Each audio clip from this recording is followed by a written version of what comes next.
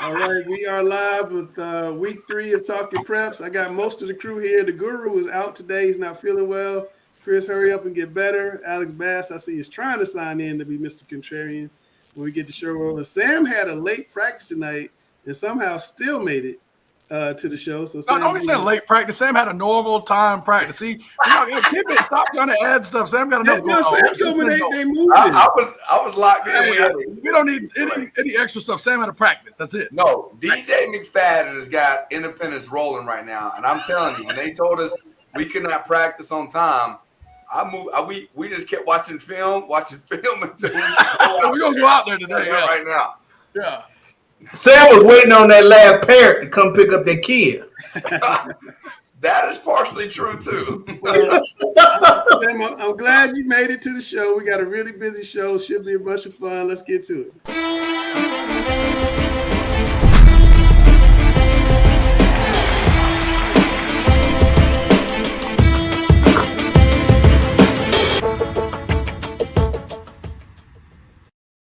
All right, we're back. We're talking preps. My man Alex Bass is here. Aren't you, Alex? Are you here? Yes, I am. Okay. I gave Alex and Gary some accoutrements, but I see they're not being used this week. So maybe next week we can get them in.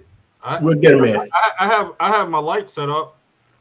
You gotta get your screen. You gotta get your screen going too. Hey, but if Alex uses what you sent him, he can't put the iron in the screen. I know, right? That's what I'm saying. Where's the iron? Where's the Right. iron? Can we make the iron golden or something, like bronze it out? I got the comments turned on tonight too, guys. So if you guys want to make comments, drop them in the chat. If you're on Twitter, just drop a comment in Twitter or YouTube or Facebook. I do have them activated. I forgot to turn them on last week, so they're on this week. We're going to jump right into rapid fire. Chris isn't here, so Dale, I'm coming to you. Why is Retro and Mooresville a sneaky good game on Friday? Well, first of all, it's a very big rival game between the two. West Rowan and Mooresville had a tough game last week. They both have played Davie, and they both have beaten Davie. But Mooresville, I think, had a little bit better game against Davie. And I think that could be their pass defense a sneaky. Ready, right? What do you think? Because West Rand's going to throw it all over the yard.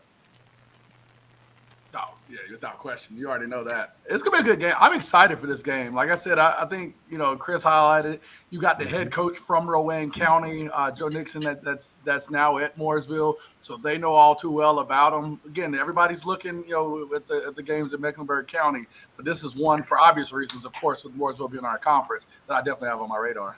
Right.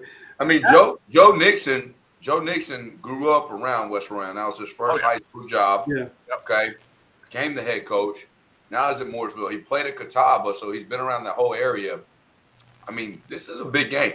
I mean, he wants to win this game probably more than anyone else on the schedule. I'm going to be honest. Okay. All right. Well, I know it's kind of a sneaky good game. I know there's a lot of talk about some of the other games in Cleveland County, Mecklenburg County. That's a sneaky good game. Alex, you got a chance to see the game of the week last week that Grice picked out that didn't exactly turn out to be the game of the week. Is East Forsyth really like that, Alex? East Forsyth is not an independence of the early 21st century. They're not explosive like that. Do they have players who look the part of elite talent? Yes, they do. Okay. Is their quarterback, Jalen Alexander Rayner, very, very good and a state championship level quarterback? Yes, he is. Is their defense state championship level? Yes, it is. But it does not look, it doesn't have the explosiveness of the independence teams of the early 2000s. But can they win the state title this year? My goodness, yes.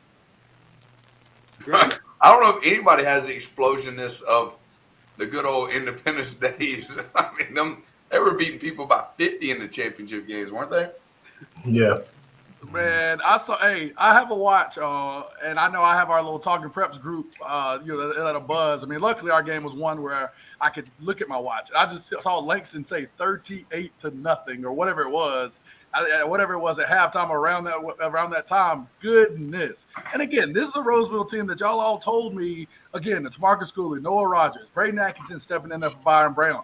All this noise down east about this is the team that can challenge these West guys. Like, let's bring that up because everybody had been talking about this is the team with the guys. So you trying to say you fell for the okie doke? I'm not saying we fell for the okie doke. I think we got to give enough credit. Of course, they lost their head coach, Martin Samick, to whatever the issues going on. I think that played a big role. He's a good coach. He's had success. Even I think he was at Parkland before. That matters. I mean, we have guys, but I think that East Forsyth, group, Todd Willard, Aaron Beal, you got guys that have been there on that staff, been through big games. I think that showed up, to be honest.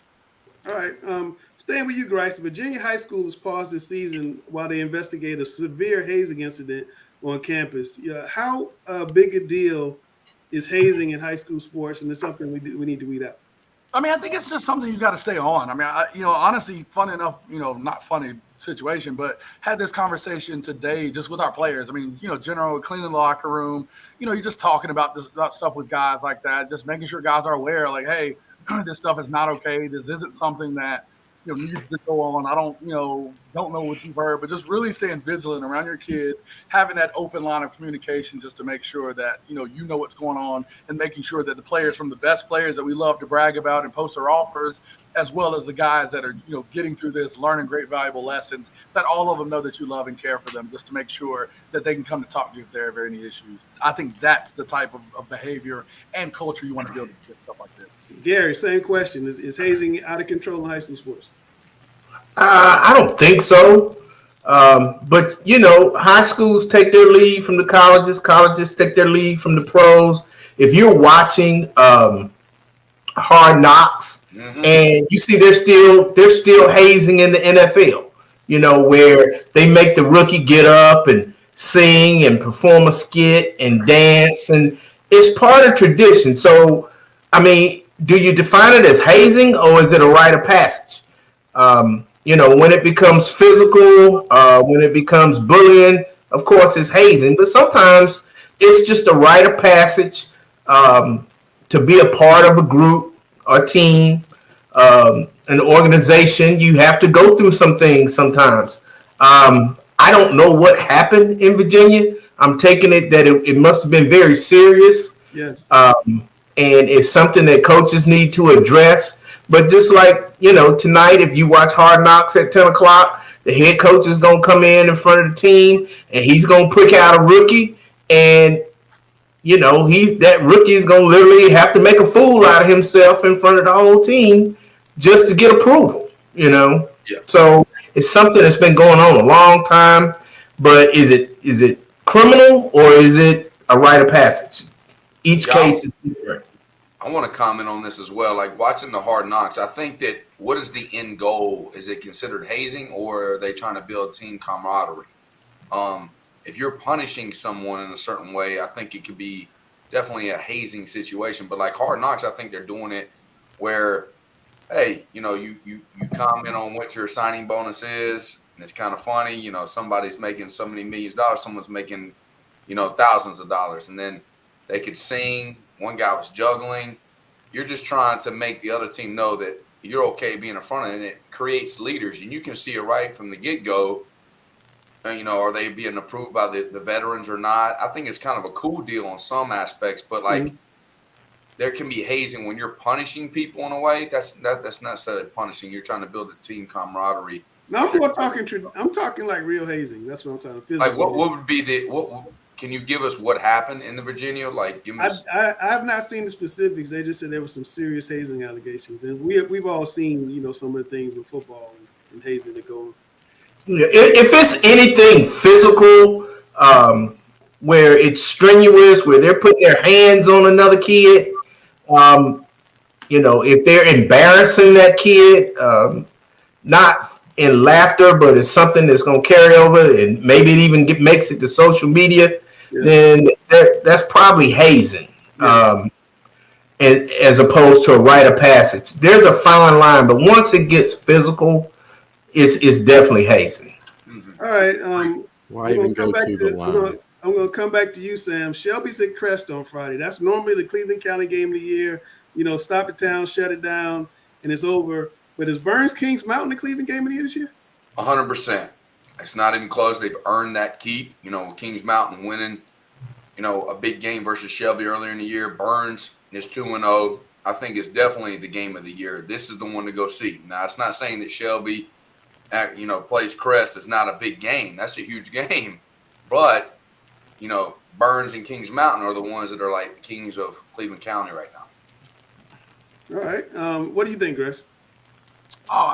Again, Shelby and Crest have the most iconic rivalry to me. That's never a game I'll turn anybody away from. If there's talk about rivalries, it's still up there no matter what. But when you talk about this year as far as both of these games and how important and how, I guess, as far as from a talent standpoint, I think Burns and Kings Mountain have shown and proven that. I mean, with Burns, beating Crest soundly, Kings Mountain beating Shelby already, with Shelby starting out 0-2, which is probably one of the bigger shockers of this year so far. I like these Burns and Kings Mountain teams. I've seen both of them in the scrimmage, of course, with us facing Burns. Burns is a good team with great speed, and I think that they're extremely well coached by Coach Devine up there. Kings Mountain, again, I think they always come with it. They always have great play. They're a team I think it's always going to be in the mix. So to me, that's the game I want to go watch, and I think has the most implications down the road. Alex wants to comment. I'm scared, but go ahead, Alex. Burns Kings Mountain, the Cleveland County game of the year? Absolutely not. What? Let me set it up this way. It's not the game of the year, not because the best high school football in North Carolina is not played in Cleveland County, because it is. Nowhere in the state can you find 4 schools in the same county year in and year out. Oh, hold on, Ashley. Let me put you on the one shot so Cleveland County people can see you while you talk about it. Nowhere in the state will you find 4 schools in the same county who year in and year out produce these kinds of rivalries on the front end of the season in non-conference play and on the back end of the season in conference play. It truly is very, very special. It's at another level this year because of how Burns and Kings Mountain have turned the tables in terms of the leading power brokers, at least out the gate thus far. So it's special in that regard. Okay. What Cleveland County has given us these first 3 weeks is just remarkable, but they do that year in and year out. But even that withstanding, the games of the year in Cleveland County will be played on October 28th, and that would be Shelby versus Burns and Kings Mountain versus Crest. All right. Cam, we're going to bring you in. Providence's Luke Bailey broke a 17-year-old school record on Friday, going for 336 yards against South Mecklenburg. This is a remarkable performance. How in the world did he do that? Yeah, I had a chance to go out there and talk with some of their guys on the offensive line yesterday. And, they all just really love playing with each other. Their left tackle, Cash Topinka, said he thinks all 5 of those guys up front are, quote, nasty. And, without being prompted, Luke Bailey even said the same thing. He said that, all 5 are nasty. He feels like he's got open holes all day long when he runs behind them. Yeah, I gotta ask you a question because you made a funny comment when you came back from practice. Asked the viewers a question. They thought Cameron was trying out to be a lineman when he went over to college. Y'all think that Cameron he should be in high school? Y'all think that? Put it in the comments if you think Cameron should be in high school. Put it in the comments. They had Cameron going to high school.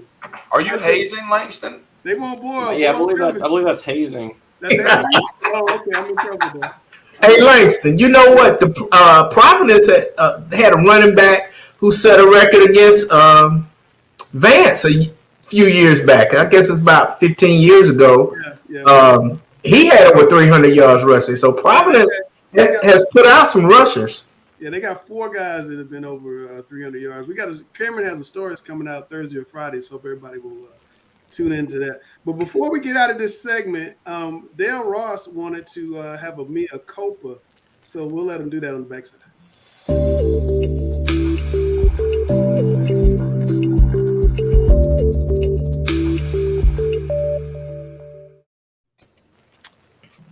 two things. According to the script, I was supposed to say something about that Shelby Kings Mountain game. But this is kind of about that game, that Burns Kings Mountain game.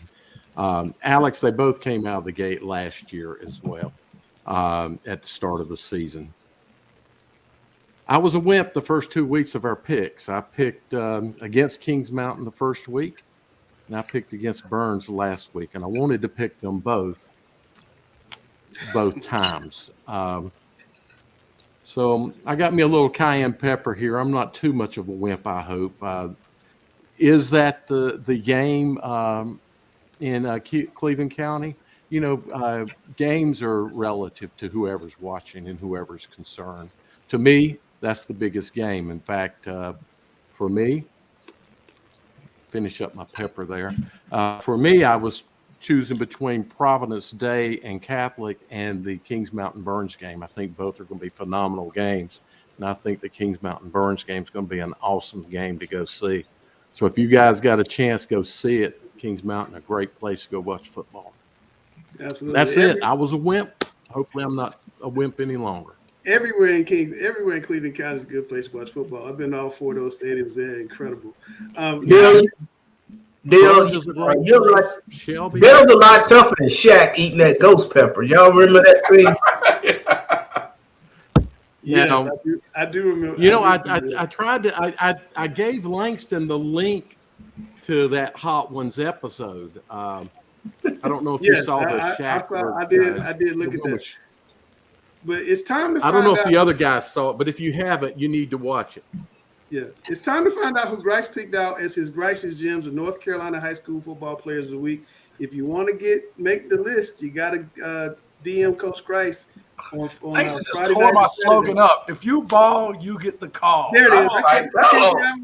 If you ball, you get the call. Let's see who balled this past week on Grice's Gems.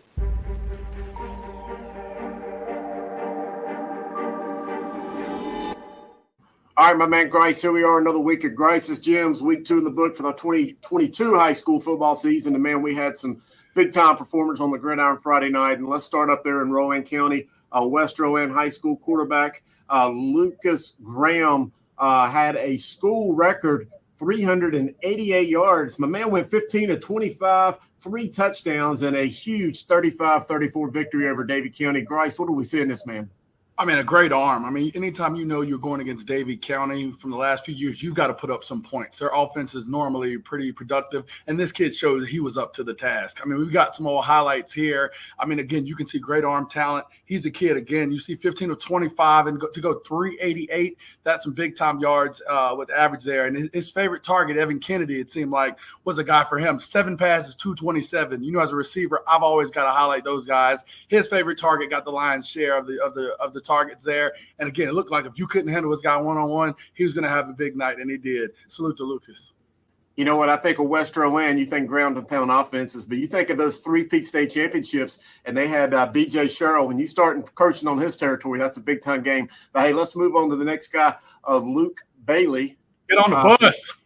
From Providence, 366 yards. Anytime you're talking about a school record, look at him go. Look at him go. They ain't going to catch that guy. Hey, man, Grice, tell me about this young man. Man, hey, Coach Wesley Ward's got to love Luke Bailey. He's been a guy that's been in their program for a long time. Had a major night against a good program. We know Joe Evans keeps a good program at South Meck.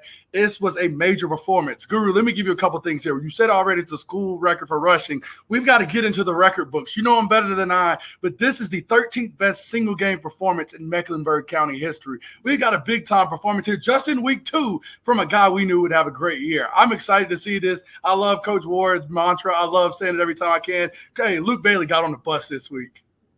Wow, he got on the bus. He drove the bus. He looked like a bus running over some of those guys. 13th best in county history, man. You just can't overstate that enough, how big time that is here in the Mecklenburg County, Charlotte metro area. So, wow, he certainly gets a Grice's Gym for this week. Let's move up to the foothills, up towards the mountains, West Caldwell High School. You think about the mountains, you think about guys ground and pound. Not this year, not right now, not up in West Caldwell. Jalen Patterson threw for 514 yards and 5 touchdowns. That's not a typo, my friends.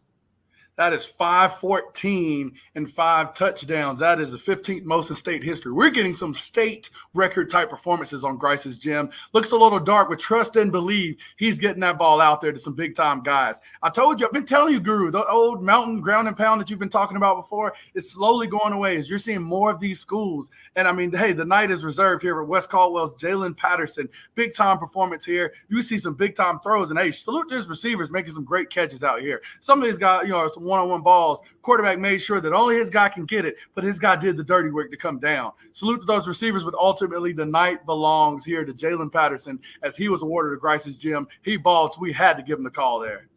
Well, hey, football's not all about being fast and throwing for big yards. Let's talk about those dogs. Let's talk about those defensive guys. Untitled High School, Kyler Watson had 4 sacks in their 40-3 victory over Cuthbertson. That defense was on fire. They had 11 sacks for the game, only gave up 69 yards for the game. Grice, tell me about that. That is dominant. Again, from the defensive side, you got a guy right here that couldn't be blocked. I mean, we saw, you saw a tight end. You saw a running back to his side a lot of times. This guy's done it from the outside. He's moved inside. Didn't matter. He's shocking and shedding, getting that offensive lineman off of him to make some big-time plays. Having 11 sacks total for the game and him being responsible for 4 of them.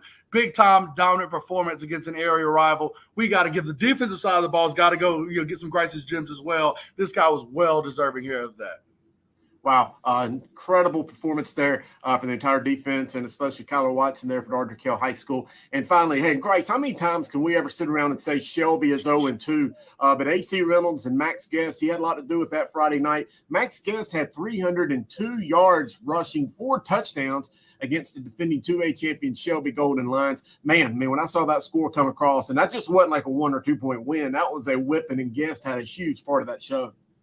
Huge part, man. It's tough going up there. I've been in AC. I was actually at AC Reynolds last year. We got to warm up before we played Asheville. Wonderful stadium. I know you love the stadiums. It's a great stadium, but hey, this night's reserved for Max Guest. He understood what was happening. He was playing the defending state champions in the Shelby Golden Lions. He turned in a big time performance. And here, you don't see anything special here, Guru. We've been seeing guys throw the ball up and down. You see that quarterback is just whipping around, turning it and giving to that running back, and he's making some guys miss. Salute to that running back. And again, I'm pretty sure after the first 5-6 plays, look at this bruise and run. Everyone knew he was getting the ball, and it didn't matter. We knew he was getting the ball. They knew he was getting the ball. He turned in a big-time performance and a butt-whooping of those gold lines.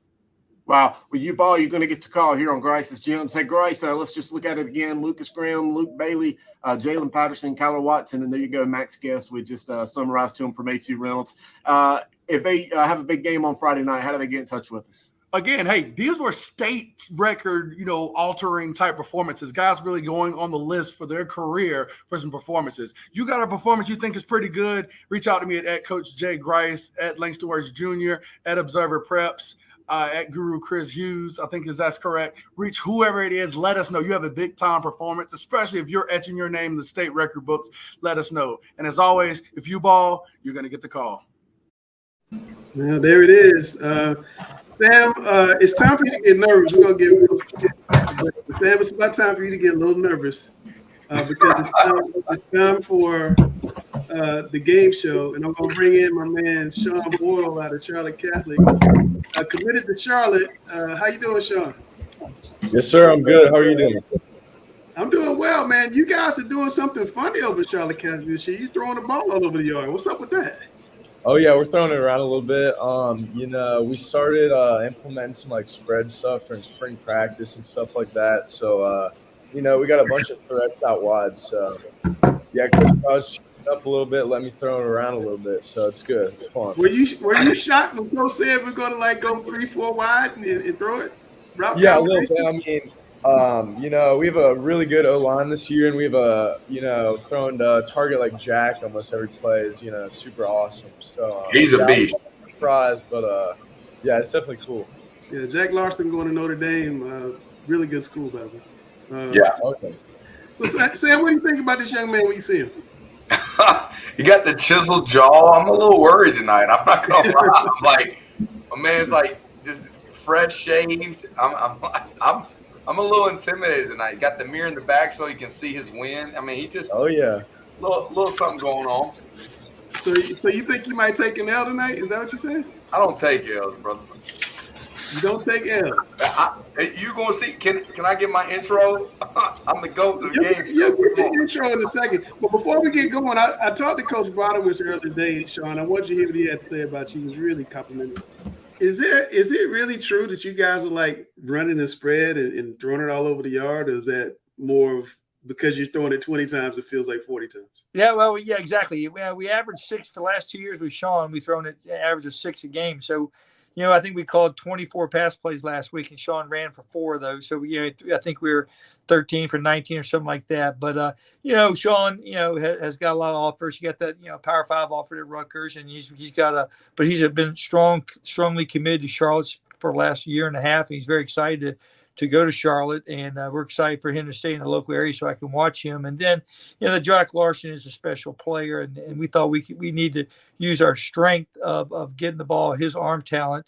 Never had a Division I quarterback before like Sean, so I said I just can't turn around and hand the ball off. So we're trying to open it up a little bit more. And again, trying to be balanced, and you got to win the ball. You got to be able to run the ball in wintertime. Once it gets cold, you got to be able to run the football to win a state championship. But hopefully, we still got, when we play a team like Providence Day that can put so many points on you so quickly that you got to be able to, match them scoring too. So, we'll see. It's going to be, it's been fun to see what we've done last couple games, trying to learn how to call the game that way. I won't say we're pass happy at all, but it's a little bit fun to watch us. Our fans are not used to seeing that type of throwing the ball around like they do at Providence Day. I would say that's something you gotta love Mike. Mike's great. Sam, what are you seeing on these highlights, my man? Well, there's a reason why he's a big time prospect. Are you committed to this school? You're Division I, or are you committed? Yes, sir. to I'm committed to Charlotte. Yes, sir. You are committed. Okay. I mean, he's just always had such a strong base. Do you see that? That's a tough throw he just made right there on the out. And then see, that is even a quicker throw. Like, he didn't even get into a big windup. It's kind of a flick. He sees it open. He gets there. That's a layup for him. He's got just a strong base with his legs. Grice would definitely come in. I didn't know he had that. He had a little bit of a burst there. How tall are you, big dog? I'm about 6'3". Yeah, that's huge. That's nice. See, that's a big time throw, a little touch. It's just weird to be seeing Calic with all these wideouts and routes and stuff. That's just weird. I'm gonna be honest with you. They've had this stuff in the arsenal for 10 years. They really do. They have so much, diversity in the playbook. They just do what it takes to win. You gotta, give credit to Mike and his staff. Absolutely. Their offensive coordinator, he's been there with him forever. And they're always been creative. I've sat down with them many, many times, and they're going to do what it takes to win games. And if it requires more passing, then that's what they're going to do. It's just they're not just a run-happy team. They're a winning team. Let's just get that correct. Some people get a bad rep about certain things, but they do what it takes to win. That's what it is. Sean, before we let you beat up on Sam in the game show, talk to me a little bit about the game on Friday, the state game of the week, Providence Day at Catholic. It's really hard to win at Catholic. Those cowbells are going to be ringing. Tell me about that game. Oh, yeah. We definitely got some good competition coming in Friday. I mean, we're going to have to play our best game to win. And, I know they're bringing their best game. There's going to be a lot of fans. So, yeah, that'll be a good one. I'm excited for it. Cameron, I know you wanted to ask this young man a question before we get started. Yeah, man. So just what made you pick Charlotte? I'm a alma mater. That's my alma mater. I just graduated from there. Sean, you see his hat on, right? You see the absolutely. hat on. Oh, yeah. So what do you bring into that 49ers offense? Yeah, I would have to say, I would just say my relationship with Coach Healy and Coach Carney over the years. I've been, ever since they offered me last summer, I've been up there about 7 or 8 times, just building a relationship with them. So that's been great. And, getting to stay home and play for, my hometown is pretty huge for me. So, yes, sir. Can we get, a Tom Brady picture up? I mean, I feel like a little Tom Brady-ness at the gym. a little bit. A little something there. He's got a lot of fans in the comments, too. A lot of people support. Oh, yeah. Got my boys in the comments. Yeah, your boys are deep in the comments. I'm not going to post them all, but they're deep in the comments. I give you a lot of love. All right, Sam, it's time. It's time. All right. So the game show, Alex will read the question. Sean, you'll ask. Sam answers first time. Is that right? No. What? Are you serious? Langston, Sean, you answer the question first, and then we'll alternate until we get to a winner. All right. No, brother. I'm not MJ. Just Coach Griner, but I'm the GOAT of the game show.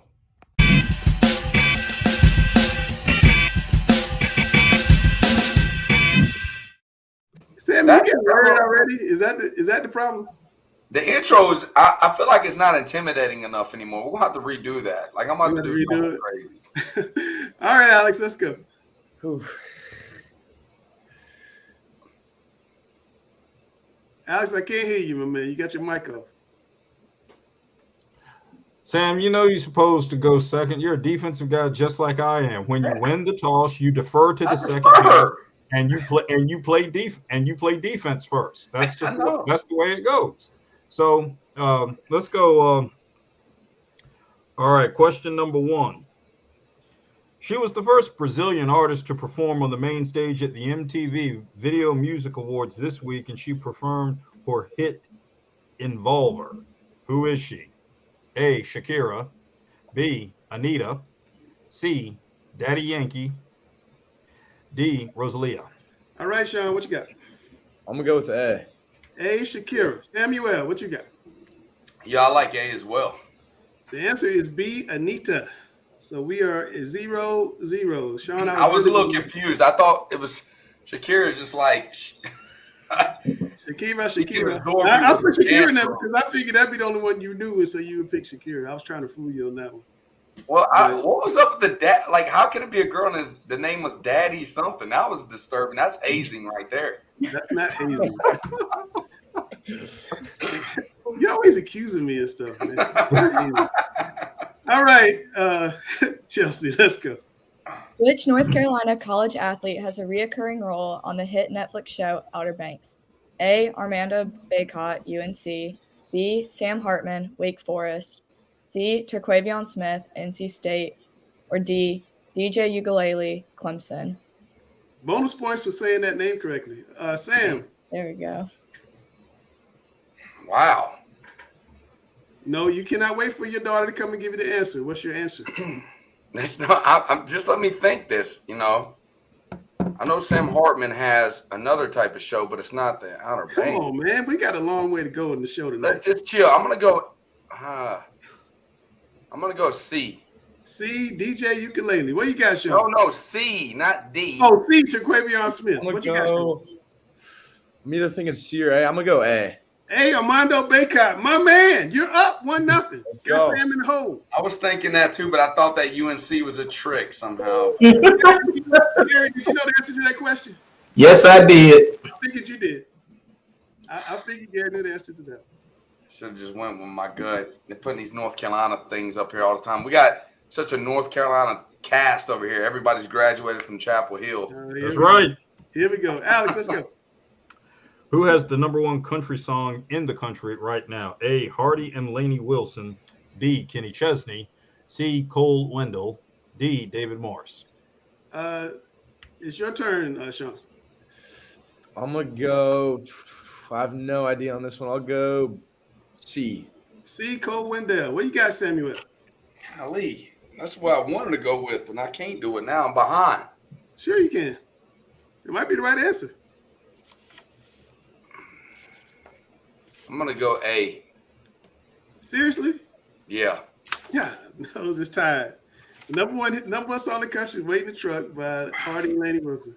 Sam, I really believe somebody's feeding you these answers. Every time you like scratch your chin and like I'm gonna go somewhere. Brother, I'm just letting you know, man. I'm locked in right now. I'm nervous. Always get it right. Don't talk to me right now. I'm focused. It's bugging me. Chelsea. The NFL has released its annual top 100 player rankings. Which Carolina Panther made the list? A, Christian McCaffrey. B, actually, none of them did. C, DJ Moore. Or D, Brian Burns. Samuel. Top 100 player rankings. Mm-hmm. Yes. I'm going to go C, DJ Moore. C, DJ Moore. Sean Boyle, what you got? I'll go A. A, Christian McCaffrey. The answer is Brian Burns. He was number 76. So we are still you're telling tied. me DJ Moore was not ranked in the top 100? Not ranked in the top 100. Christian McCaffrey wasn't. Have they gotten all the way down to 1 yet? McCaffrey's hurt all the time. I guess that's Number 1 is Tom Brady. Down to 1. Number 1 is Tom Brady. Number 1 is Tom Brady. It was true. Tom Brady. Okay. Yeah, number 1 is Tom Man, Brady. Yeah. You're asking have we gotten down. I got you. Alex. The NFL has released its annual top 100. Wait. We just did that. D. The answer is D. We just did that. My bad. Yes, that's D. Forget on D. My bad. Is this the last question? Hold on. Yes, it is. I gotta get to the question. I hit the wrong one twice. So we're tied right now. You're tied going into the last one. Let's go, Alex. Last year, Americans bought $36.5 billion worth of Coca-Cola per Newsweek. Diet Coke was number 2. Which brand was third? A, Pepsi, B, Dr. Pepper, C, Mountain Dew, D, Diet Pepsi. All right, Sean, it's 4th and 2. Game on the line. Who you got? We'll go A, Pepsi. A, Pepsi. Samuel, what you got?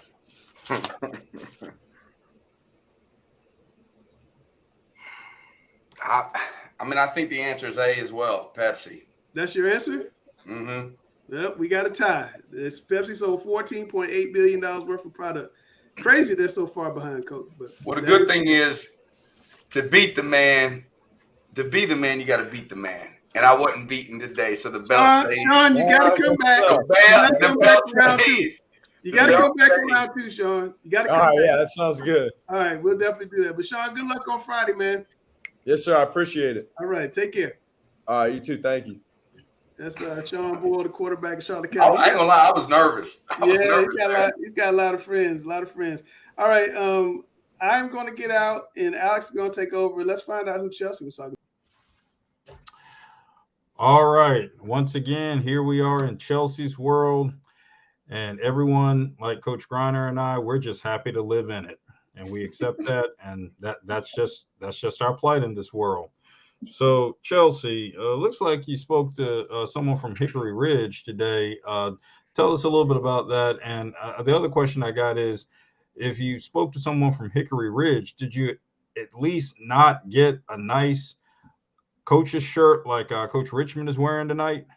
No, I did not. But I spoke with Luke Gilbertson, class of 2023 offensive linebacker.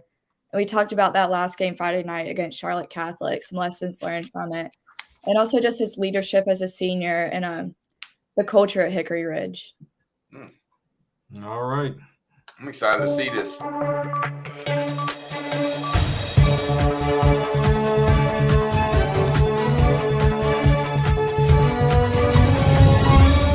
This week, I'm interviewing class of 2023 offensive linebacker Luke Gilbertson from Hickory Ridge High School. So, Luke, last night, Friday, you guys fell short 34-35 in overtime against Charlotte Catholic, a really strong team.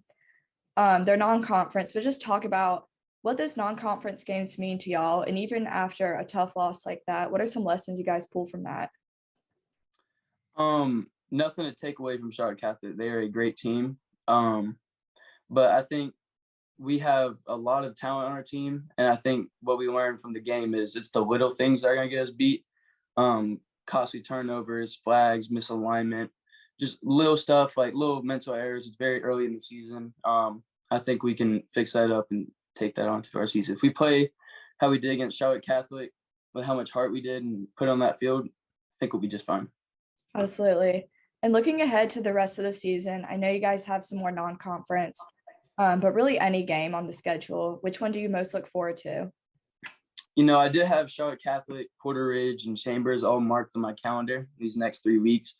But I really do think Julius Chambers will be the game. I feel like we have some unfinished business, especially from last year. You know, the first game we went in and we were like, you know, can we compete with one of these big top state runner-up, state championship type of team? And we go in there, we compete, we almost win the game. Lost in the last 7 seconds. Then the second game, we go in, had a lot of mental errors, got too ahead of ourselves and kind of got a little too amped up in the playoffs. And I think that's what got us beat. So I think it's just the mindset that's going to be the biggest thing going into this game. If we have a great mindset and we're going in there and expecting to win the game and execute well and getting the little things done, I think that game will probably be the biggest game that I have marked on there. Absolutely. And I know your team has a lot of expectations. Last season, you guys finished first in the conference. Is that kind of the same goal? And how do you guys push for that in practices? I absolutely think that's the goal, and then some more. I feel like this is a better team than last year. I feel like last night we definitely displayed how much heart this team has more than last year we did. We have enough talent as anybody else. We have some young guys coming up from JV, and they're doing great, stepping into bigger roles. And I feel like if we keep working in practice, getting our amount of film that we have every week, working hard and just doing all the right things, I feel like we'll execute and definitely get that done again. Absolutely. And Luke, this is your senior year at Hickory Ridge, so you know it better than anyone else. Kind of talk about the culture and practices. What are some things your coach really emphasizes? Some mottos you have, the motivations? Since my freshman year, Coach Wilson has always emphasized real men principle. It's an acronym. R goes respect, E especially women, A always do the right thing, and L live life that matters. I feel like it shows us as a team that we're more than just football. We can be great men in the classroom, in public, and your community, and helping out and just being like there for each other. And it really creates a family atmosphere and helps us as young men. I like that. And Luke, again, your senior year, what are some of your personal goals that you're shooting for yourself, and how are you pushing for those? One of my biggest goals just overall is just to make it to the next level in college football. But some actual personal goals for the season would be all conference / all state, whatever I can make it to, highest level, and 100 tackles on the season. If I can get that done, I'll be very satisfied with myself. But as in terms of my senior year, along with my other senior friends in class, I want to leave it all on the field. I won't have any regret. I want to say I wish I would have done this, or I wish I would have done that. I just want to leave it all on the field. And yeah, that's probably like the biggest thing. But as in terms of team, like I said, I think we are as good as anybody. We can make it even to the state championship, and I want to go win that. I want to get a ring. So that's the goal. So kind of like a fun question. Any game day, what's your routine? How do you get excited? How do you get in the mental state? You know, what's your game day preparation? I wake up, and usually I can't really go to sleep the previous night. I'm all amped up. I'm like, that's just how I am. I wake up and I can barely even eat anything. Like, that's just how amped up I am. And I'll be listening to some music, and I'll just be getting pumped up. And yeah, I feel like you could ask any one of my teammates, if you see me on game day, it's like a whole different person. I like to really make sure I'm locked in and dialed in, and I feel like I show that a lot. Absolutely. Do you have a favorite pregame song? I have a lot of songs on my playlist, but I'd say my favorite one is Lose Yourself by Eminem. I don't know, just whenever that comes on, it's like, this is everything you ever wanted, one shot, one opportunity. And I'm like, I got to put it all out. You know what I mean? Yeah, that's motivating. All right. Well, best of luck this next Friday. And congrats on that close game. You know, I know it didn't turn out the way you guys wanted, but you guys really fought out there. So proud of Yes, that. ma'am. Thank you very much. Thank you so much for hopping on.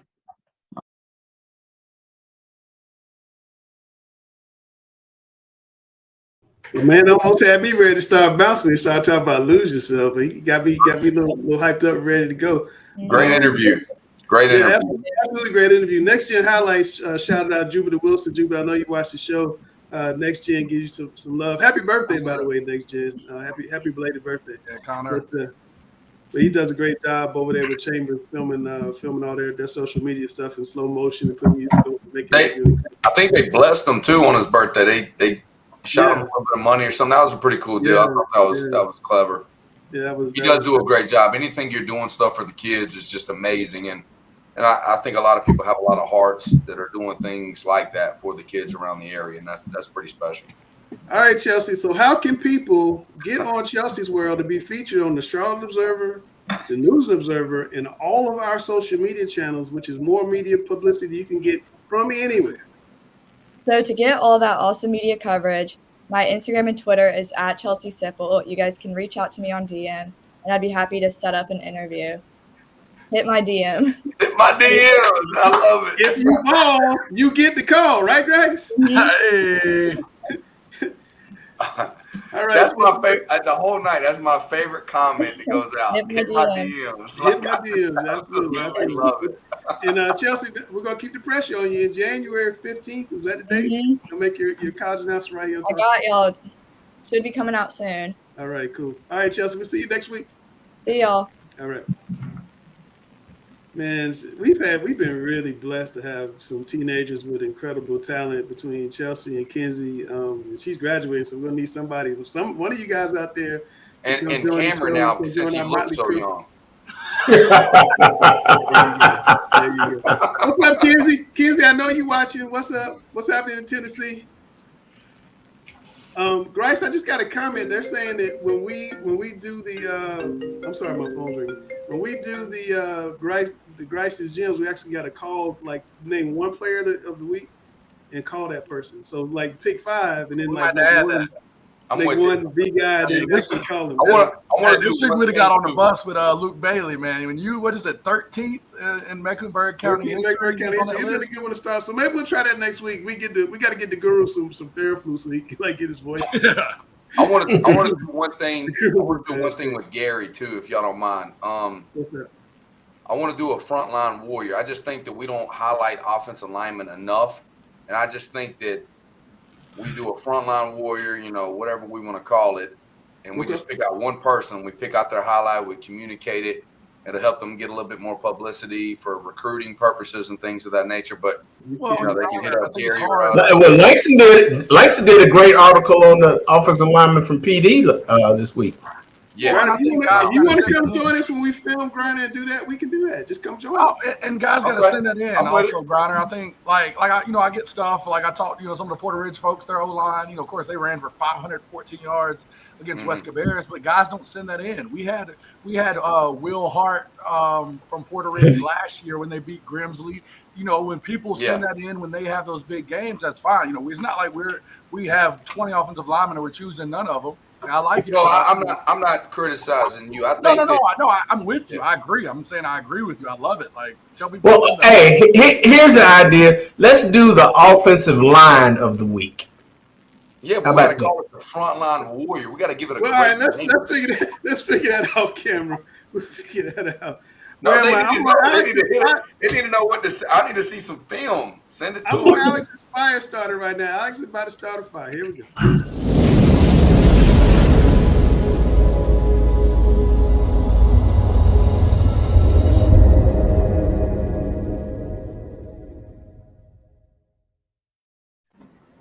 I'm very proud of the tradition that is North Carolina high school football.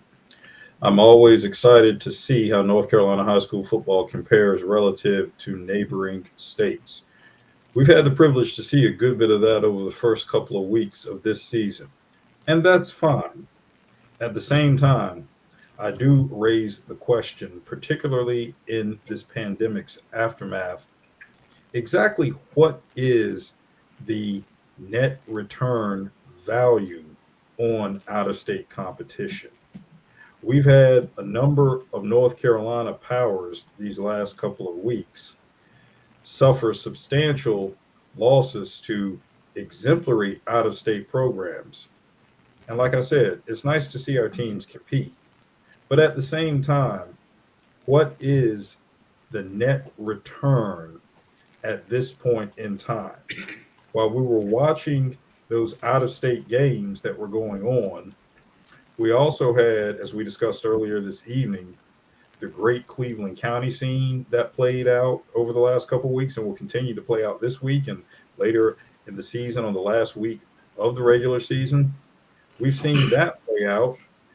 We had the West Side Story, which Sam Griner mentioned, the importance of West Charlotte's game and win over Harding and what that means to closer communities. And we could talk about several other examples of that. Are we at a point where the greater returns to be gained are in those intra-county, intra-city, part of a city rivalries? Okay, so I don't mean to interrupt you, Alex. So you don't want teams going to South Carolina and Georgia and Virginia to play. That's what you're saying, right? I didn't say I didn't want them to. I'm asking, what are the returns? We go see a team like we go see a team like Mallard Creek get essentially a 50-point loss to a strong Buford program, and then we see. I mean, it's a little different, right? But if you're talking Rock Hill and Charlotte, that's a little different. That's literally below the border. You mean Cardinal Gibbons going to New Jersey? I mean, that's a different situation as well. Traveling that far, time and time again. Vance/Chambers had a couple trips over the last couple years. Even if you go all the way back to when Cincinnati, Independence went up to Elder in Cincinnati, I'm talking more about that. What is being gained? I didn't say don't do it, but let's analyze the returns. Okay, Cameron wants to get in on this. Go ahead, Cameron. Can't hear you, Cameron. You got to turn your mic on. I thought I was on mute. Sorry about that. I think like a lot of the return, especially for teams like Chambers, is just seeing where you're at early in the season. I think for like from a coach's standpoint, you really have to analyze like how good your squad's going to be, you know, when you're going to schedule some of these games. Because like Mallard Creek, I hope you prove me wrong, but when I saw the game against Buford and South Point, Gaffney coming up, you know, I'm thinking to myself, you know, those are going to be very, very hard games for them to even compete in.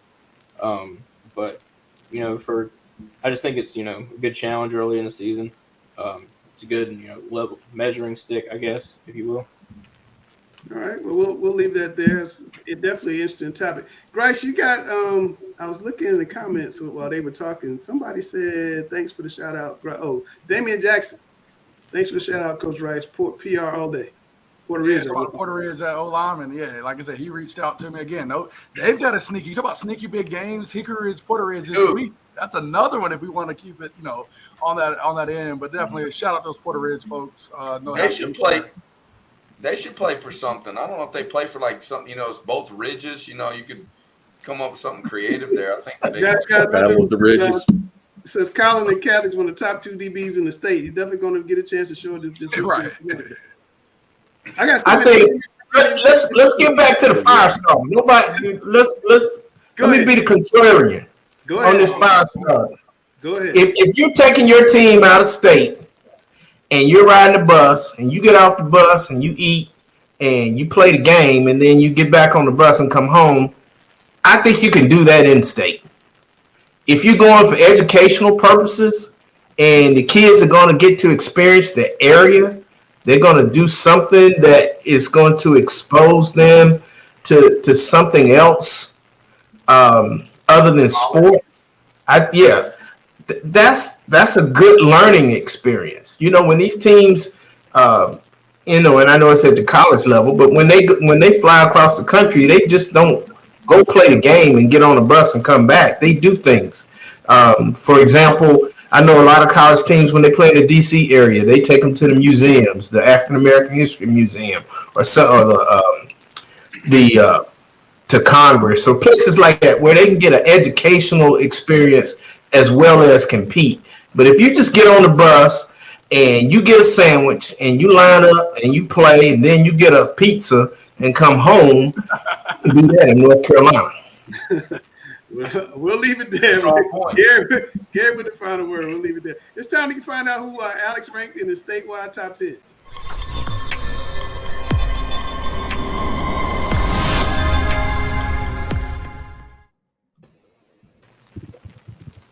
All right, here we go with this week's top 10.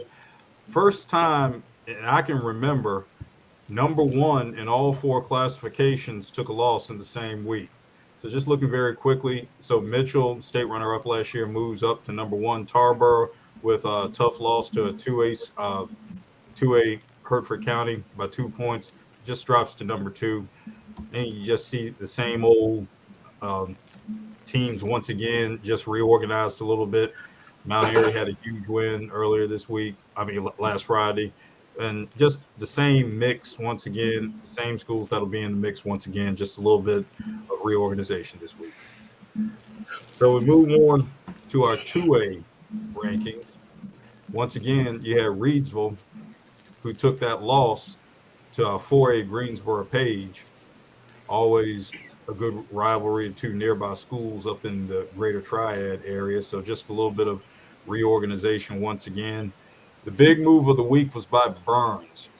You earned that convincing a win over Crest. Yes, Burns made that jump, and Burns is in position with another big opportunity this week. Yeah, the Burns people were emailing me this past week when the rankings came out. I put them on Instagram. They were killing me. It's like, man, how you got us down there like that? So, And Langston, here's one too, because and I don't do it. I don't do the rankings. Wallace Rose Hill plays Leesville Road this week. That's going to be a tough one. That's in the games we'll talk about a little later. Absolutely. Oh, I'm not stealing your thunder at all, Alex. Burns might have a shot. But yeah, these two, the games that Wallace Rose Hill and Burns will have this week will be just absolutely outstanding. All right, let's check the one that Sam wants to see. Let's see if his Lions made it. Okay. Before I go on very quickly, it was East Surrey that had that win over Mount Airy in a great game. I just want to correct myself on that. That was a great game, by the way. Just wanted to correct that. All right, in the 3A rankings, Kings Mountain with that big win once again makes the move up. Dudley with the tough loss to a good Southeast Guilford team. Always a good rivalry there. Shout out to the 336 Coach Grice right there. But Kings Mountain makes the move up. Havelock with the 61-0 win. Getting ready for a big showdown with New Bern on September 16th. Dudley not dropping too far. Scotland County took a tough loss to Wilmington Hoggard in the defensive battle. West Charlotte with the big West Side rivalry win. Yes, is in the top 10. Absolutely. Had a big game this week. There. Big game. But I think what we're seeing here in the 3A, once again, Cleveland County football, in terms of a quartet of schools, by and far the best in terms of a competition environment and what it means for the county. That's proving itself once again to be the best in the state. Kings Mountain #1 leading the way. All right, before we move on to the 4A, next gen, jump back in, Gary, on your fire starter. Who thinks we should be a little smarter on out-of-state games? There you go. All right, is the 4A still the Fight Club, Grice? Are we still the Fight Club? I mean, who's going to win it? I mean, you see how Gibbons has looked slow so far. I mean, Alex is going to tell you about these 4A guys that are up top, but yes, all these teams in the top 10 could win it. All right, Alex. Yes, absolutely. As I mentioned earlier, East Forsyth looked the part last week. My goodness, they looked the part. Grimsley always in the mix once again. As I was watching East Forsyth, which has a similar color scheme to Grimsley, I was thinking back to that spring 2021 4A state final, when the way Grimsley's defense jumped off the ball on every snap. My goodness. That's exactly what I was thinking when I was watching East Forsyth last week. So great job there. Chambers, once again, still in the mix. Tough game with Highland Springs out of Virginia, but still a good challenge. Yeah, they were right there at the 1 or 2 yard line at the end with a chance to kind of stick in. They struggled with that a little bit against Cardinal Gibbons, getting there right there at the goal line and couldn't punch it in. That's something they're going to have to correct. I think they're going to be fine as we get down the road. There's no way Charlotte Catholic should be 10 on this list. Yeah, there you go, right there. Rick is thinking the same thing. There it is. Yeah. Well, they should be number 6 right now. Well, you got to get the signature win. You got to get the signature win. Hickory Ridge is a good win.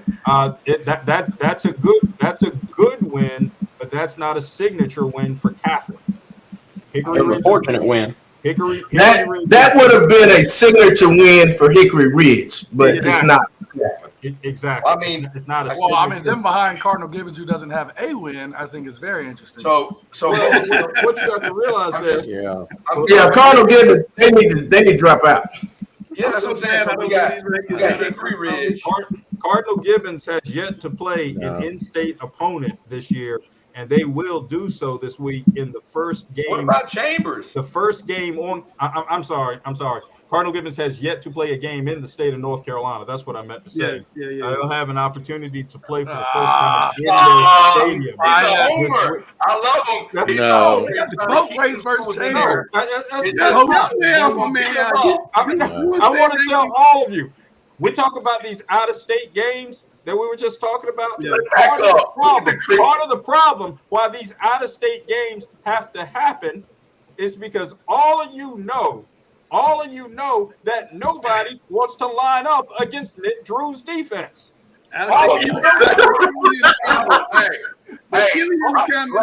Langston, me and Grice gonna give us our top 10 right now. The true top 10 and 4 right now. Y'all are really cruel. I mean, it's hard to do state rankings. We gotta give them a hard time. You're comparing. But why is one of the? But wait a minute. Why is one of the best teams in the state not able to be ranked? And who is that? You know, we cover high school football, and I didn't see Providence Day anywhere. And I know those are all NCHSAA ranked. We don't have, Guru last year was going. We got to address that. Well, Alex, can you do an independent? That's what I'm pointing out. Is we'll have an independent. We'll add an NCISAA. No, we should have no. There should be a top 10 of all teams. Call the Sweet 16. Absolutely not. Absolutely not. Call the Sweet 16. Apples to apples. Until we can compare apples to apples. Apples to apples. The NCISAA is configured is the only conference that allows us to compare apples to apples in that realm. Then no, we can't do it. We still should cover next week. All right. Last question. We'll also discuss this off camera. I'm sorry. I gotta know, what was the score with the Roseville game last week? 47-0. 47-0. And it was 47-0 at halftime. And they're in the top 10 though, right? They made the top 10. Yeah. And they would be Catholic. You would think they would be Catholic. I didn't say that. Okay, well, I mean, they're ahead of them. That's that top 10. All right, hey. Stay off from man, Alex. You got to talk about top 10 games of the week. Top 10 Charlotte Catholic.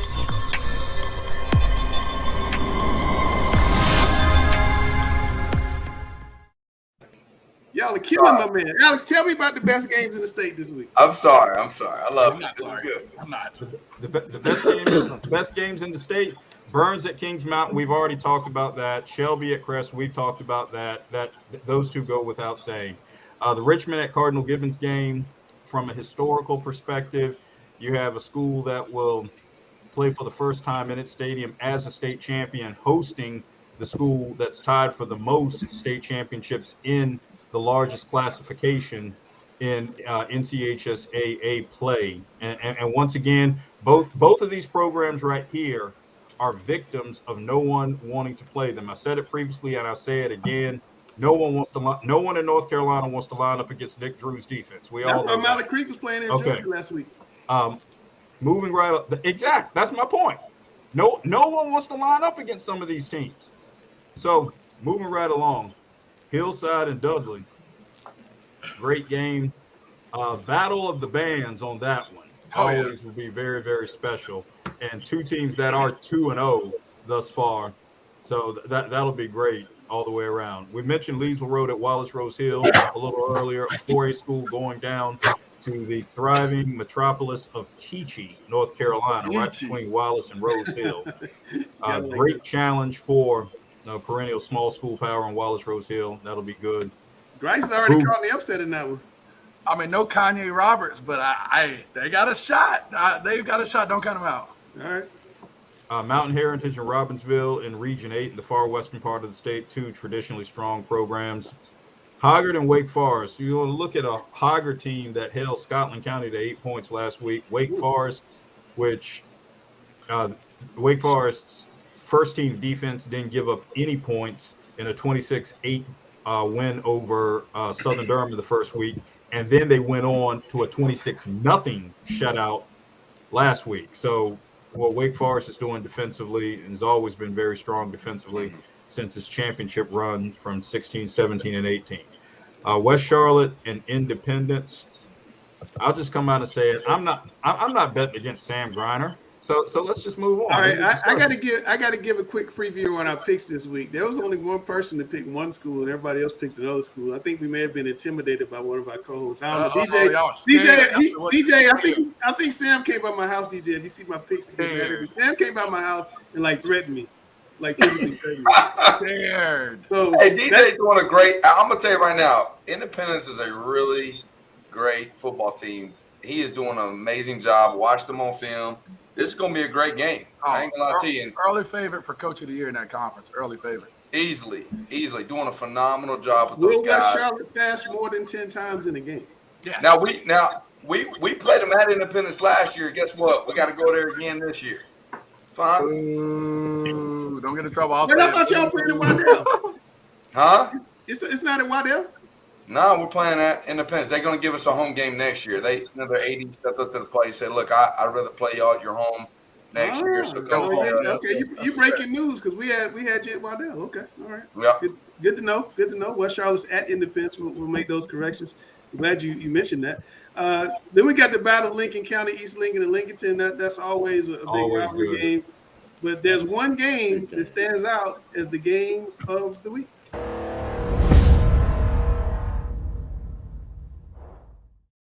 And now it's time for Grice to break it down. I got to drop his theme music.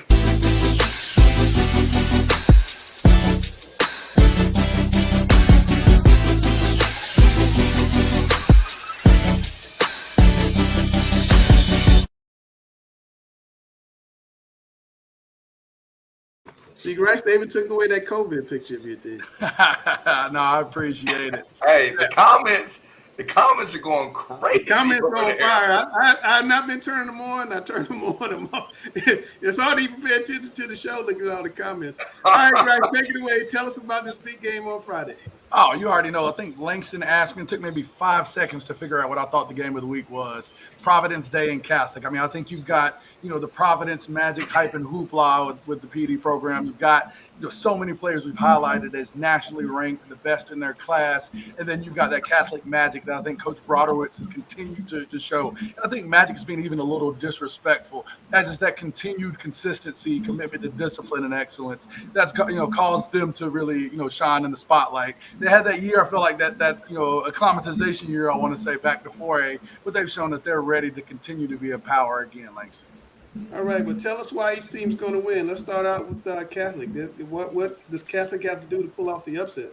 Oh, first, they've got to continue to start fast. I've seen the tape from the first 2 games, and they came out the game fast versus South Neck and Hickory Ridge. I mean, you're talking getting in that traditional Catholic tee, getting 8-9 yards of pop, deep pass, ensuring that they're getting that ball down the field with QB Sean Boyle that we had on the show, getting into Jack Larson, really making sure that they're taking care of business. They've got to do the same in this game. If they want to pull this game, which many would consider an upset, they've got to ground that ball and push it down the field like they've done in these first 2 games so far.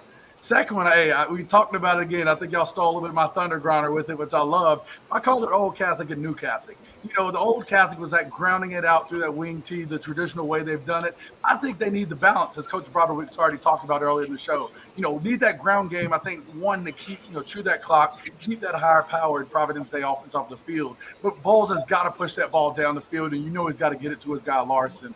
I think that they did a great job in the Hickory Ridge game of balancing between those big runs between their duo of backs and also getting the ball down the field to their receivers, making plays. So we got to have that mix of Old Catholic and New Catholic no matter what for them to go out here and be successful. And finally, that secondary has to improve from last week. Caden Haywood had a big game for Hickory Ridge, 5 touchdowns, almost 300 yards passing. Jalen Harris for Hickory Ridge had a breakout game, I think over 100 yards. And we know Christian Hamilton, that triumvirate's good. But, hey, we know Jaden Davis, Channing Goodwin, and Jordan Shipp are, known nationally and are really dang good as a trio that they have out there at PD. That group is going to need to step up if they're going to make sure that they win this game. Because if they let Davis have his way like they let Haywood, that score is going to get out of hand quickly. All right, flip it for me. What does Providence Day have to do to win? Providence Day has to win. Again, these stars we've talked about so many times. We know the names. They've got to show. They're the number 1 team in the Sweet 16. They're the favorite for a reason. Leading passer in the state is Jaden Davis after 2 games, according to Max Preps. He's got to get that ball early and often to his top targets. It's literally a team stock with a load of D1 talent. If they are who they say they are and they play mistake-free football, that should mean a big-time win for them. So those stars have to prove that they're the best players on the field and probably one of their last major tests, I would say, of the year until they get in the conference. The second piece is they have to slow down Catholic's base offense and ensure they don't get misaligned. This is something, and Sam Griner, of course, the wing tee expert that we know over there, can talk about this for a reason. Teams facing wing offenses, facing these option offenses, that first quarter a lot of times is an adjustment period. In your scout offense, offense, you may have guys that aren't used to this type of offense, maybe are unsure of their assignments. And it takes that first drive, that second drive, before you really get acclimated to a team that's used to their assignments and doing something you're not traditionally aware of. So they've got to come out there, slow that offense down, and really get Catholic, because Catholic has been successful so far. First 2 games, teams have really struggled to get used to their speed, their just, the ability to well play, great play designs, and those, carefully timed shots they take down the field with their good quarterback. They slow that down early, I think they'll be fine. But, Drew and Sovine are tough, hard runners for that Catholic offense. Watching it on tape, that yards after contact, which Griner knows is essential for a wing T running back, wing T fullback. You get that contact off belly, at 3 or 4 yards down the field. Taking that to 7, 8, which they've been able to do so far, is going to be key. And Providence Day is going to have to slow that down and limit those yards after contact to win. And then finally, they've got to come motivated to make a point. I don't want to hear this narrow win with all these articles Langston's writing, all these interviews we're having, all these fresh face segments that we're talking about, all these D1 nationally ranked. We're not just saying good players in Charlotte. We're calling them the best players in the nation. They need to show and come out and make this point. I know, Coach Grier works hard. Hard work works is his motto. They've got to show that, hey, we're ready to show you that we want to take that next step to national relevance. Because they've talked about, they've not been shy about talking about that. This game cannot be understated, that they need to go out here and make a point. Their stars need to be big, and it's something that they need to show in order to be successful in this game. All right, well, we talked to both coaches ahead of the game. I'm going to play a portion of it later on in the week. I'll play the full versions on our social media pages. But here's Coach Brodowicz, Coach Crispin. Well, it's going to be a tough one. I read a little article of Coach over there at PD trying to sit there, Coach Grier over there trying to say he's just a little Providence Day. They've made a commitment to be really a power football team, not just in Charlotte or North Carolina, but in the whole Southeast. And they hired a great man. Coach Grier knows how to get that done. They brought in 6 to 10 Division I players right there. They've made a great commitment. And if you've seen when Providence Day makes a commitment, like you remember when they had a top 5 basketball program in the country. So, it's going to be our hats off on them. They're going to be I've played a couple of national games, teams that have been ranked occasionally, and they rank right up there with the best of them. So it's going to be exciting for our kids to play. I'm excited. After this game's over, I'm excited to see what Coach Grier does with that program, and because it's going to bring some quality teams like IMG in there. That's the type of program he's building over there at Providence Day. So it's going to be it's a hats off. No more little small Providence Day anymore. They're a very good football team and one of the best teams, not in the state but in the Southeast. Really hard. We've it's one of those things we've known about. Like, it's kind of in the back of our mind even all summer, and that's coming. And all of a sudden it's here, and you're like, man. They're great at it. It's not something you see every week, and we can't replicate it in practice with the speed and the effectiveness of execution they've got. That 30 runs downhill hard. They've got a lot of different guys back there that can do it. Quarterback and tight end are really, really effective, and the fact they can now do some more things in the passing game maybe they've done traditionally. But it's Charlotte Catholic. They win all the time for a reason. They're really well coached and got just gritty, tough players that get after it. It's going to be a hell of a challenge for us. Absolutely love those two dudes. They don't want to lose this game. I'm telling you right now, they are very complimentary to each other. But I'm telling you right now, if we could put those two in a ring right there, I would like to see that. My goodness. Kevin, what do you think? You see Chad Grier's little shape up going on right now? Yeah, he's fast. Kevin, what do you think about this game?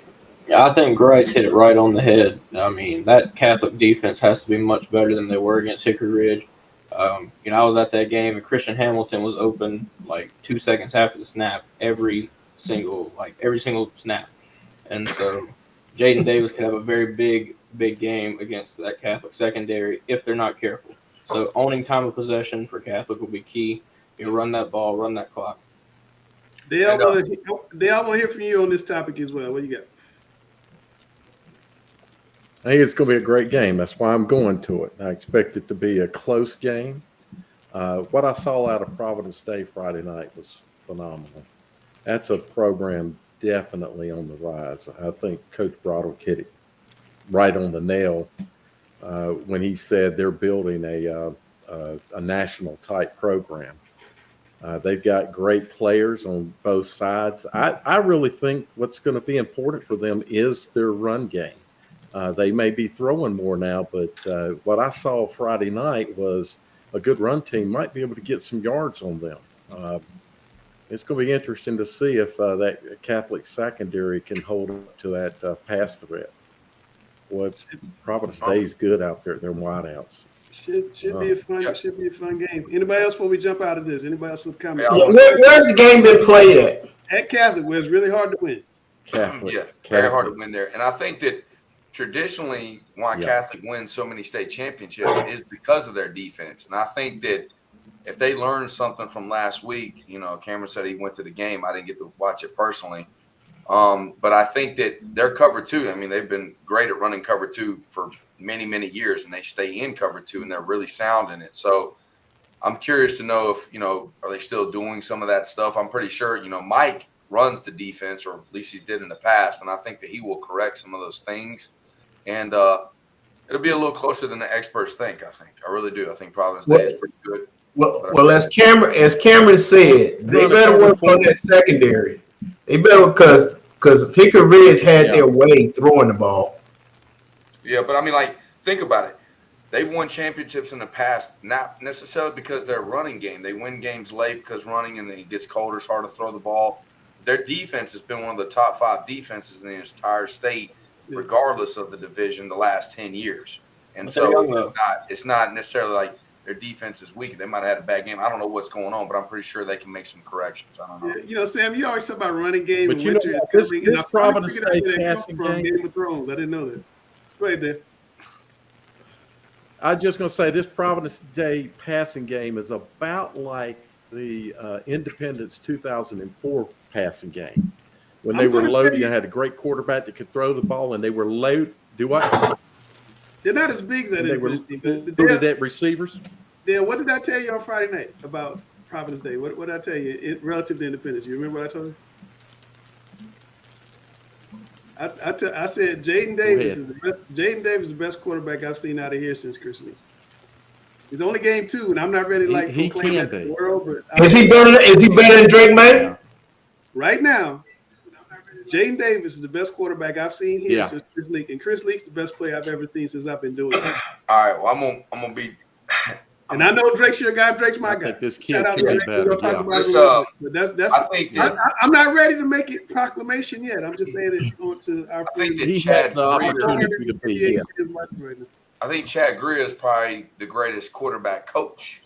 All right, and I think that he's going to make him. Is Chad Grier to Jaden Davis what Tom Knotts was to Chris Lee?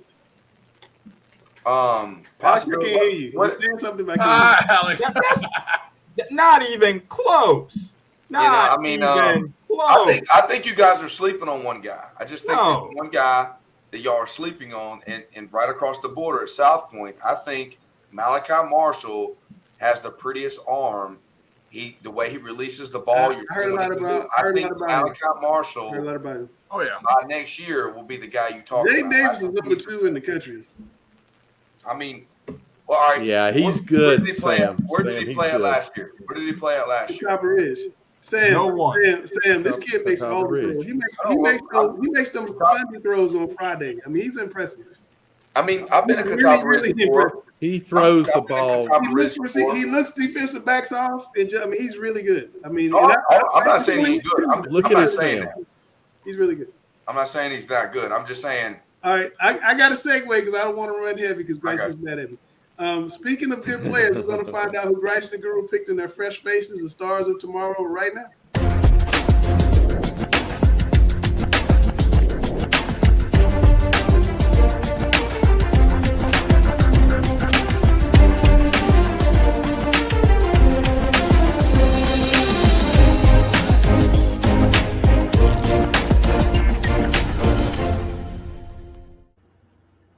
All right, my man Grice, here we are again, week 2, going into week 3 of the high school season. And let's look at some of the fresh faces for this past week, some of the fresh, young crop of talent coming up here in the state of North Carolina. And, hey, let's start out at Conley High School. Isaiah Crumpler, 6 foot, 175-pound receiver. He is a top 15 recruit in the junior class. I know you know a lot about receivers and quarterbacks. Tell me about this young man. I mean, again, a guy that you see right there that can high point the football, just one of those guys that's going to go up and get it. And again, being 6 foot, he's on the shorter side for some of the receivers, a guy that has that ability to make game-breaking speed. You can see the shiftiness here. He's able to think that you got him. You have him in a phone booth and corralled, but his acceleration is able to turn a few yards into a big-time play. So, again, a guy that I think we look for to really do some big stuff this year. And you look at him, again, to be 6 foot, I mean, he looks to be a big guy. I mean, he looks like his stature is a little more 6'2", 6'3", but I'm excited to see how he's going to grow. And when people know he's a guy, how they'll play him and how he'll still continue to shine. All right, again, that is Isaiah Crumpler, D.H. Conley High School in Greenville. Hey, let's come back here to Mecklenburg County and go over to Matthews and look at Butler High School.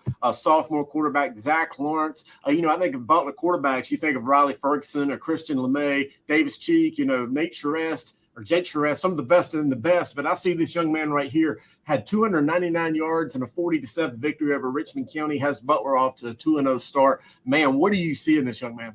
Been telling you guys about Zach Lawrence. He's next up. Again, a kid that's a sophomore, but wise beyond his years. I think, for Hales to really give him this ability to throw the ball all over, he's got to believe in a couple things. He's got to believe the kid has the arm talent, which Hales clearly can identify arm talent, and he's got to believe that he has that leadership and command that allows him to take that ball and drive it down the field to some good big play receivers. But this kid I've known for a while, and I'm glad to see that he's getting his due and he's making sure that he's getting his guys ready to go. I mean, you talk about Richmond County and West Charlotte, those first 2 games going 2-0, no slouches by any means, usually with regarding defense. So you've got to be on your game in order to have some big time performances. Happy for this kid. The sky's the limit for him. Yeah, he's definitely going to be one of those dogs over there in Matthews. Again, that is sophomore quarterback Zach Lawrence. Hey, let's stay right here in the Queen City and look at Providence Day, the number 1 recruit in the sophomore class, 6'6", 260-pounder David Sanders. What do we know about him, Grice? I mean, just a big, monster. We talk about an O-line kid that's athletic, that has that just general nastiness that you love in an O-lineman, that's going to make sure he's going to finish every single play until the whistle. I mean, just some of those things you can't, really teach there. He's got the body type. And again, as we see him, just still a young guy, so he's got room to grow, but we see him staying on his block and just the finish. That to me shows those top O-line guys is that you're at 2-3 seconds into the play, you see that guy about to topple over and he goes ahead and drives him into the ground and finishes him. So I'm excited to see him grow. Got a big time game coming up with Charlotte Catholic. We're going to really see how he continues to mature and if he's that guy they can run behind all game. All right, again, that is number 1 sophomore recruit from Providence Day High School, David Sanders. They got a lot of top recruits out of Providence Day, by the way. Hey, let's take a trip up I-85 to Mebane, North Carolina, Eastern Alamance High School. They're having a huge year. Could be a state championship contending team, at least coming from the East bracket. And Tyreek Samuel, he is a speedy back and an incredibly packed sophomore class. I think we're going to hear a lot more about this team and him in the years to come. Oh, you're absolutely right. And again, I've said it, this year is going to be the year of the running back. I mean, we've talked about some of these other guys. I would like to go back and look at the 3-3-6. This isn't too far away from where I grew up. And, coming across this Tyreek Samuel kid, and I just really loved his film, an explosive running back, a kid that can do it all. Like you said, get him in space. You're really not going to catch him. And then when you're there, you've got to be able to bring him down, which has proven to be no easy task so far this year. So in the year of the running back, we've identified and we see another kid taking that large step, ready to make his get his chance to burst onto the scene. Love what I see from these highlights. And as they get into conference play, expect a big game. And if he gets too good, we might have to give him the call, Guru. Yeah, if we get too good, we'll get him over there on the Grice's Gym side. But hey, highlighting some of the best fresh faces here in the state of North Carolina. We're going to do it again next week. How can they get in touch with us? Again, if you think you're a fresh face, reach out to the Observer Preps, reach out to Ed Langston Wirtz Jr., even reach out to me at Coach Jay Grice. We're looking for guys that are going to burst onto the scene as we get into conference, as we get into big-time games later this year. Guys that we haven't heard of. We don't want a guy that we've heard of. If you're one of these guys that's been on the scene, I get it. But we want one of these emerging guys that's going to show, hey, maybe I was on JV last year, and now it's my time to shine. That's the kind of guy we want a fresh face, and that's the guy we want to highlight. It's something that the public may not know about, but they better get familiar.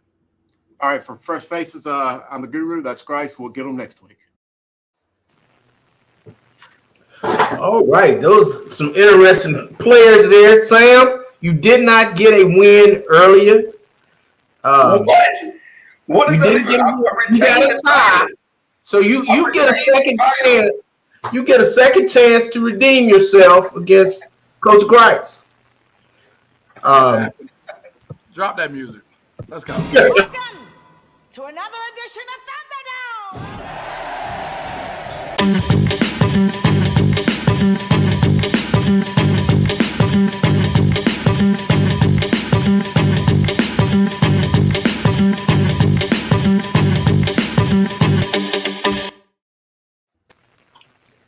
All right, guys.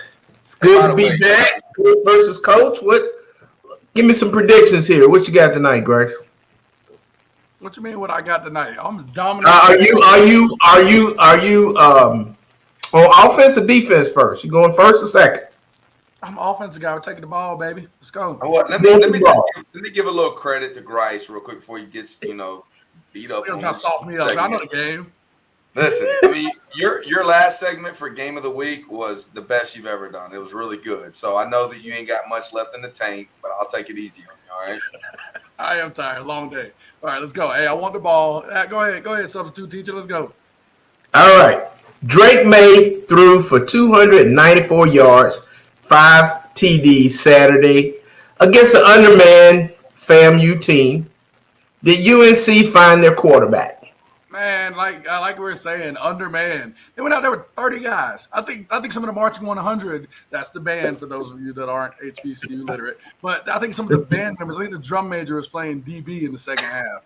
Guys, let's not compare him to Sam Howell. He just won the job. Sam Howell got here, and he was the number one guy without equivocation, without any doubt or any adjustment. He was the guy. Oh, and Sam Howell's killing in the preseason too. Stop comparing this guy to Sam Howell yet. He's got work. Was he a talented high school player? Yes. Which that conversation about the Drake May, Jaden Davis, Drake May's done a lot more in high school. All right, we'll save that part of the conversation. That's another question. But Drake May is not near Sam Howell yet. He might be the guy for right now. Let's leave it at that. Good game one. Let's see what he can do going forward. What do you think, Sam? Well, I mean, I'll elaborate. To answer your question, did UNC find their guy? Yes, they found their guy a long time ago when they recruited him. When I said he was the best North Carolina quarterback I've ever seen, and I still stand by that comment. At the end of the day, when he graduates, he'll be a first-round draft pick coming out of UNC. Like I said, he has talent that can't be taught. He's an extremely good athlete. If he wanted to go play basketball, he'd be a Division I athlete in basketball as well. He's a tough kid. He's grimy. He's tough. And by the way, I think he had 5 TDs, 294 in the first 10 minutes of the game, and he came out, and then they let their band member play at quarterback, and they still retained the win. Okay, so, yes, Drake May is the truth, and you'll see that going through the years. 1-0 Grinder. Well, I think Saturday will be a better test for Drake against App, which brings us to our second question. What kind of chance does App State have to beat UNC on Saturday?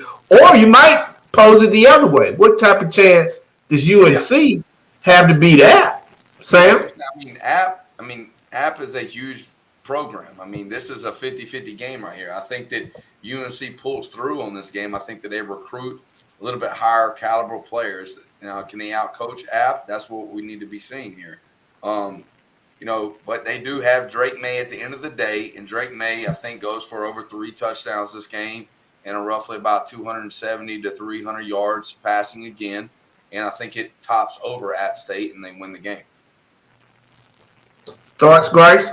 I think App State's got a real shot here. I think it's a situation where Carolina, bringing in a new quarterback, a lot of guys, a lot of these young guys, and I know Gary. Hey, we've been on these chats long enough between you and Langston, waxing poetic about this defense every Saturday during the college football season. A lot of those young guys that y'all are clamoring for to get in the game are those guys that need to be ready. That FAMU score with the band members in there was a little worrisome in the beginning of that game. Let me ask you this: Did y'all see Power Eccles on Saturday? Yeah. He made 3 out of the first 5 tackles of the game. It was like, are we surprised? Are we really surprised? No, we're not surprised. Yeah, I think the rest of North Carolina is, but we're not. That's why we're on the show and they watch. Like we know he was going to do that. But again, App State's a program that's shown to be consistently well. They get up for these games. And I think that's going to be the difference here. There's a game they get up for. Next week they've got Texas A&M, so they know they start a brutal schedule. This is going to be the game they pencil in. This is going to be the game that they give everything they got. And I know it's going to be tough because they're going to Kid Brewer, right? This ain't at home. Yes. They're going to Kid Brewer. Going to Kid Brewer is always a tough place to play up there in Boone, North Carolina. I like App here. UNC better watch out. They're on upset. All right, well, let's make a little bet now. Lunch bet for the Monday. We're off Monday, correct? Coming up. Okay, maybe we'll go a little lunch break. Me and you. I got what's UNC. the spot? The Langston spot that he always takes us to. Yeah, we'll go there. That's fine. We'll go to that spot. Yeah. Like it. All right, there we go. Lock it in. I will say this about that game. Both teams will score over 40. I just like the Wake Forest UNC game from last year. Yeah, both teams will score over 40. I hear you. All right, last question. Langston? Okay. Is streaming good for the high school game, or should we go back to, paid attendance post-COVID? Grace? Oh, keep the streaming. Like that has been one of the single greatest things that I think has happened for the high school game. I think, and even, now I'm at a program, of course, with means, which has been awesome. But at times where I was at programs that didn't have means, or, in a situation like Sam coaching, at a Title I school, I think it's important to get those that are unable to go to games, that are able to have the streaming services, just on that end, to be able to watch their children, watch their family play. I like it because I have friends that are in different states. And one, I may not be able to see those guys because they may be playing at the same time, but also have some friends. A couple of my buddies coach out in Arizona. I'm able to check their games. As I get home, they're starting their games. And, you won't believe the nights I've been up, at 1 o'clock in the morning, looking at my computer, hype as heck, just because they pulled out a game last minute. I think this has been one of the greatest things that has been added, especially here in the Charlotte area. Oh, and as they're going up on ticket prices and they get family of 4, I think it now costs about the same amount as going to Carolina Ale House to get into a game. So I love it. It's been great. Yeah, I can't argue that. Yeah, I'm not going to be the opposition here. I think it's great. Like my grandparents can't come to games, things like that. They can watch games on TV. I think it's perfect. There's a reason why you can, and we can progress and make it even better. Imagine, if Grice wasn't so great at calling plays offensively, imagine him being a commentator on one of these games. He would be phenomenal at it. And I think that they'll get better at that down the road. Instead of just watching it, you have some commentating with it, like you have in the college games. And you'll see some of these young kids that maybe want to do something like that. Maybe they start having classes and they start applying for these opportunities where each school has, when it's their home game, have their own commentator for the game. And I think that they can progress later in the career with that type of stuff. So it's definitely at the beginning stages of it. Yeah. Shout out. Well, let me ask you guys this. The streaming that they're using, do the schools get something in return? No, what they should do is this. I think at the end of the year, I think that they're gonna. It was a tie between like Huddle and NFHS. Okay, and I think what they're gonna do is they're gonna revisit that. And so if Huddle has the capability, like most of us exchange film with Huddle, you can pay for a package like $8,000 for the whole school. A lot of schools can't afford that. I know we can't afford that, but imagine that happening. When we're exchanging film these days, sometimes the quality that I just gave Independence was not very good. This past game, the one before was a lot better. But imagine having the capability where it breaks down the game for you.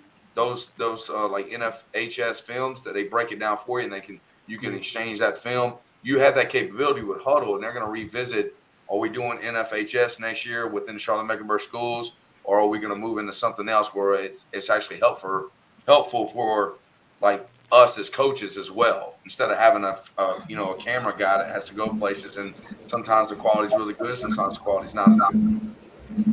I would really like to see some of the schools get the money directly.